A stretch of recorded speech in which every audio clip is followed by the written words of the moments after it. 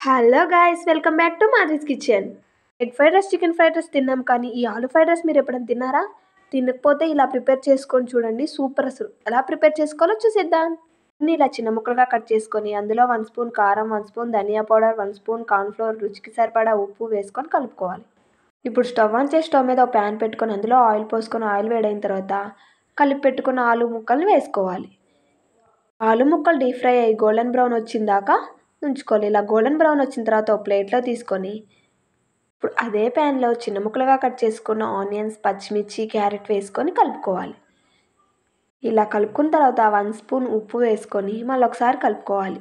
4-5 రెబ్బల కరివేపాకు, ఒక బంగాళాదుంపని ఇలా తురుముకొని మళ్ళీ ఒకసారి కలుపుకోవాలి. 10 మినిట్స్ తర్వాత అల్లం వెల్లుల్లి పేస్ట్ 1 స్పూన్ వేసుకొని పచ్చివాసన పోయిందాకా ఉంచుకోవాలి. అల్లం వెల్లుల్లి పేస్ట్ పచ్చివాసన పోయిన తర్వాత 1 స్పూన్ కారం, 1 స్పూన్ ఉప్పు, 1 స్పూన్ ధనియా పౌడర్ వేసుకొని మళ్ళీ ఒకసారి కలుపుకోవాలి. మనం ముందుగా ప్రిపేర్ చేసుకున్న రైస్ని వేసుకొని హై ఫ్లేమ్లో ఒక 2 మినిట్స్ అలా తిప్పుకోవాలి. తరువాత మనం డీప్ ఫ్రై చేసిన పొటాటోని వేసుకొని మళ్ళీ ఒకసారి తిప్పుకొని స్టవ్ ఆఫ్ చేసుకోవడమే. Potato fried rice ready.